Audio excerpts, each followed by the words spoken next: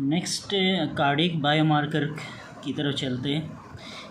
Cardiac biomarkers cardiac markers या cardiac biomarkers दोनों same है।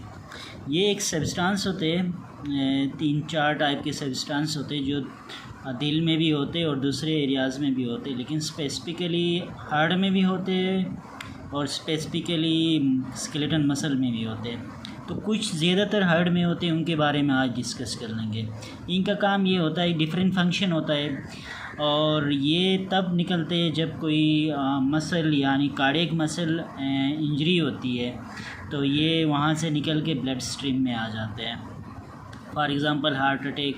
अच्छा, इनका ये भी बता सकते हैं कि ये हार्ट अटैक कब हुआ और कितना डैमेज हुआ है। ये कार्डियक बायोमार्कर ये बता सकते हैं कि हार्ट अटैक के टाइमिंग क्या है और साथ साथ में कितनी ड्यूरेशन की हुई है और डैमेज क्या हुआ है।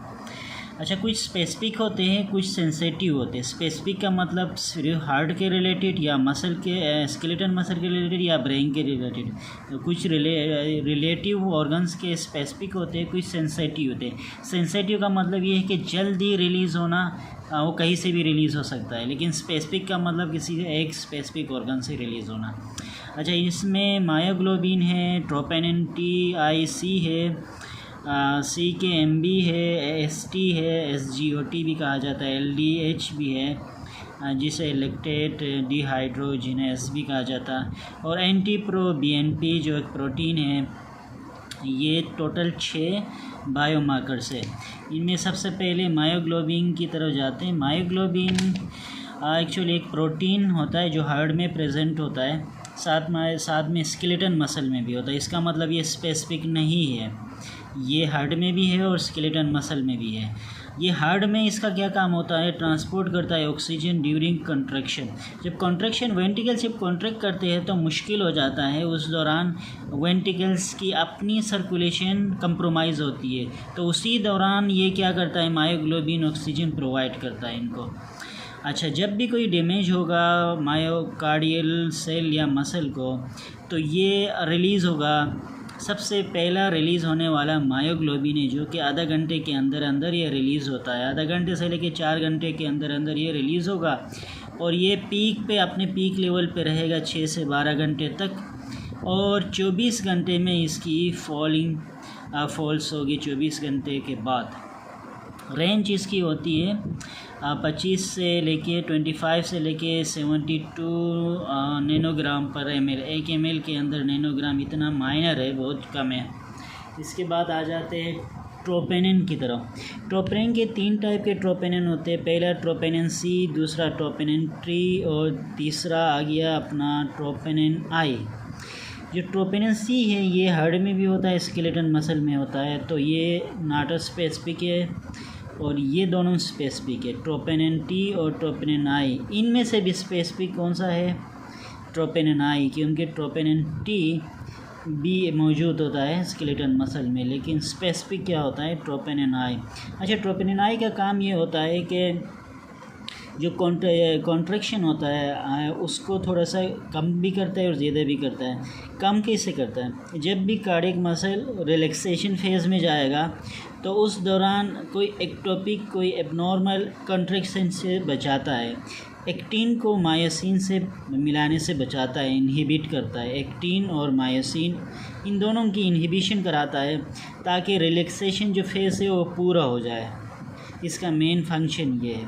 अगर ये दोनों मिल जाए, इनहिबिट ना करे, तो रिलैक्सेशन का जो फेज़ है उसमें भी कॉन्ट्रैक्शन कराएगा, तो एरिथमियाज़ के आने के चांसेस होते हैं। तो ये एक इसका वाइटल काम है। अच्छा, ये जब भी कोई heart muscle cardiac muscle injury आएगी, तो ये 2 से 4 घंटे के दौरान ये रिलीज़ होगी, ये ट्रोपोनिन I, और इसका पीक लेवल 12 से 24 घंटे तक रहेगा और 10 दिन तक ये जिस्म में रह सकता है। अच्छा, ट्रोपोनिन I का जो लेवल है 0 से लेके 0.04 नैनोग्राम पर ml, बहुत कम होता है।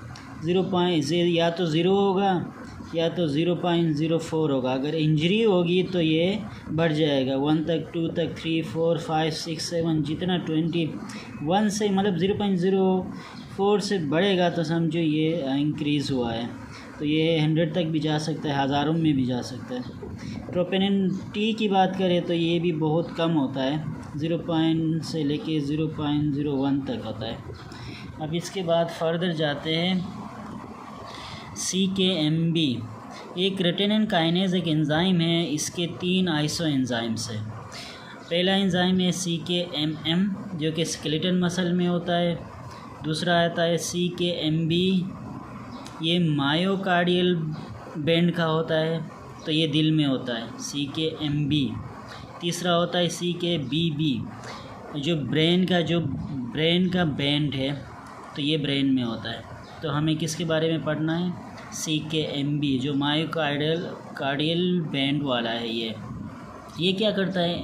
प्रोवाइड करता है एनर्जी ड्यूरिंग कॉन्ट्रैक्शन। वो मायोग्लोबिन करा रहा था कि ऑक्सीजन प्रोवाइड कराता है, ये क्या करा रहा है? एनर्जी प्रोवाइड कराएगा ड्यूरिंग कॉन्ट्रैक्शन में। अच्छा, ये अगर कोई इंजरी होती है हार्ट मसल में तो वो इसकी रिलीजिंग भी ट्रोपोनिन आई की तरह सेम है, 2 से 4 घंटे में रिलीज़ होगा, 6 से 10 घंटे तक इस पीक लेवल रहता है। लेकिन जिस्म में ट्रोपोनिन आई 10 दिन तक रहा था, लेकिन ये 3 दिन तक रहेगा। इसकी जो रेंज है वो लेस देन 5 है नैनोग्राम पर ml। इसके बाद आ गया एस्पर्टेट ट्रांस अमाइनेज, ST भी कहा जाता है और ये SGOT भी कहा जाता है इसको। ये ज़्यादातर तो लीवर में पाया जाता है और हार्ट में भी है, लेकिन स्केलेटन मसल में है। अच्छा, इसका दिल में क्या काम होता है? दिल में सिर्फ एमाइनो एसिड की मेटाबॉलिज्म कराता है और एनर्जी प्रोवाइड कराता है ये भी, लेकिन ये इतना स्पेसिफिक नहीं है क्योंकि ये लीवर से रिलेटेड है। तो इसका भी बहुत लेट इसकी वो होती है, रिलीजिंग होती है, जिसकी वजह से ये स्पेसिफिक नहीं है, तो हम इसको इतना डिटेल नहीं पढ़ेंगे। इसके बाद आ जाता है LDH लैक्टेट डिहाइड्रोजिनेज, ये होता है एनर्जी प्रोडक्शन, ये भी कराता है। ये हार्ट में होता है, स्केलेटन मसल में भी होता है, लीवर में और ब्लड सेल में भी होता है। 2 जगहों में इसके D1 से LDH1 LDH2 लेके LDH5 तक होते हैं, लेकिन हम 2 के बारे में डिस्कस करेंगे, LDH1 और LDH2। LDH1 हार्ट में होता है, LDH2 ये दोनों अपने पीक लेवल में बहुत ज़्यादा होती है, इसकी तादाद ज़्यादा होती है। जो ब्लड वेसल में है उसकी तादाद ज़्यादा होती है LDH2 की, और LDH1 की तादाद कम होती है। अगर कार्डियक मसल अगर डैमेज हुआ तो ये क्या होगा? LDH1 की तादाद ज़्यादा होगी LDH2 की निस्बत। तो ये समझ में आ जाएगा कि क्या है कि कार्डियक इंजरी है। इसकी लेवल ये है 105 से लेके 333 इंटरनेशनल यूनिट पर लीटर के हिसाब से है।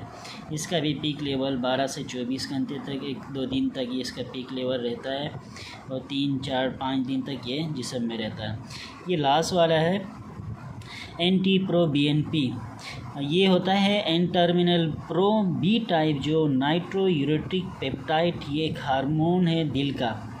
दिल में हमने पढ़ा है नाइट्रीयूरेटिक जो पेप्टाइड हार्मोन होता है, एक्चुअली ये प्रोटीनियस हार्मोन होता है, जिसका काम क्या होता है कि जितना ब्लड प्रेशर को मेंटेन करना और वाटर और सोडियम की रेगुलेशन कराना।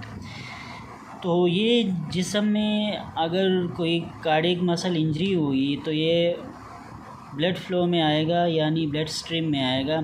ये क्या इंडिकेट करता है? ये इंडिकेट करता है कि पंप फेलियर है। अगर वेंट्रिकल सही से काम नहीं कर रहे हैं तो क्या होगा?